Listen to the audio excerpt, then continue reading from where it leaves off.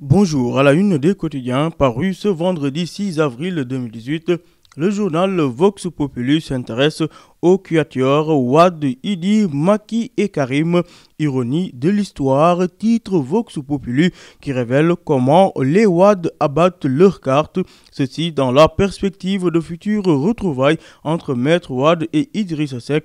Et cette fois-ci, c'est Karim Wade qui en serait l'initiateur, renseigne Vox Populi qui précise que ces retrouvailles entre Wade et Idi pourraient être fatales à Macky Sall. Toutefois, à la une de l'Observateur, toujours concernant le projet d'unification de l'opposition, nos confrères parlent d'un appel étouffé du PDS, comme pour dire que ceci ne sera pas chose aisée, puisque Ousmane Sonko du parti PASTEF ne ressent pas l'intérêt d'une telle initiative. Selon Sonko, l'appel à l'unification de l'opposition vise peut-être les gens comme Idrissa Seck, Malick Gakou ou le groupe de Khalifa Sall.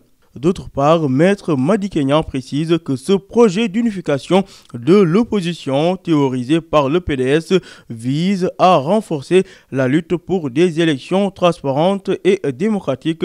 Toujours à la une de l'Obs, suite à la condamnation de leur leader, le camp de Khalifa Sall met en garde Macky.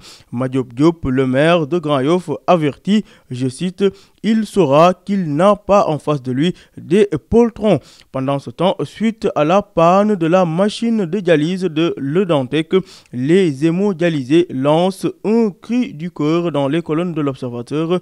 En effet, la machine à dialyse de l'hôpital Le Dantec est en panne depuis 3 mois. À la une du journal LAS, l'on apprend que le sort de Barthélémy Diaz est entre les mains de Yakham Keïta. Diaz fils devant le juge des flagrants délits aujourd'hui, nous dit l'As. Dans les colonnes de Vox Populi, Jean-Paul Diaz fait une sortie virulente suite à l'arrestation de son fils Diaz père qui estime que le procureur de la République Serigne Bassirou Gueye s'acharne sur Barthélémy Diaz et que le régime en place cherche à humilier et museler le maire de Mermoz Sacré-Cœur, a lancé Jean-Paul Diaz. Situation de crise dans l'éducation nationale, l'État ponctionne les salaires des enseignants grévistes, nous dit le journal LAS. Dans la même lancée, Abdoulaye Ndoye, le secrétaire général du QCM, se révèle que ce que dit Macky Sall n'est pas conforme à nos revendications. Toujours concernant la crise scolaire, le journal Les Échos nous apprend que le khalife général des Tidianes, Serigne Mbaye Sy Mansour, s'implique et convoque les enseignants dimanche à Tivaouane. Restons à la une du journal Les Échos pour évoquer cette affaire de travaux de construction de bureaux commerciaux.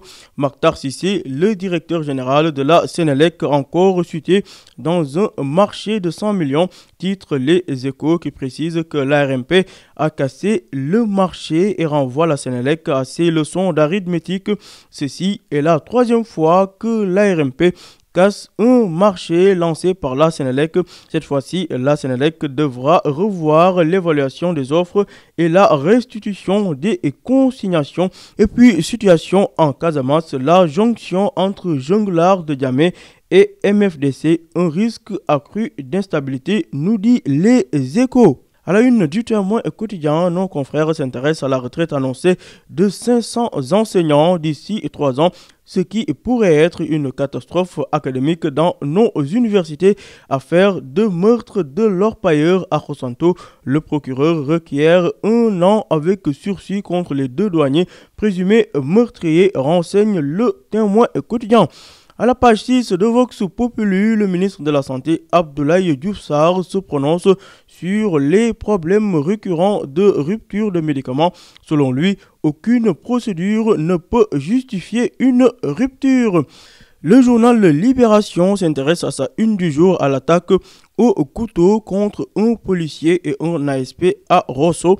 Le frère de l'assaillant écroué, venu s'enquérir des conditions de détention de son frère.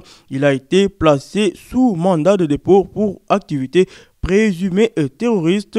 Des vidéos djihadistes ont été retrouvées dans son téléphone. Toutefois, il s'est emmuré dans un silence depuis son arrestation. Le journal Libération fait les révélations concernant les enquêtes du FBI sur une drôle de fratrie radicalisée. Et puis, affaire de meurtre en Italie, cher John, le Sénégalais prend 16 ans ferme pour avoir tué un Italien, renseigne le journal Libération. Sport, pour finir, l'AS fait état de nouvelles rassurantes concernant le défenseur sénégalais Karambodj qui devrait bientôt recommencer à courir. Stade, le quotidien du sport, revient sur l'attaque à aligner en perspective de la Coupe du Monde Russie 2018.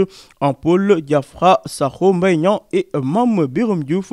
Ligue des champions des Africains, Mohamed Salah et Sadio Mané à un but du record de Samuel Eto'o, renseigne le journal Stade.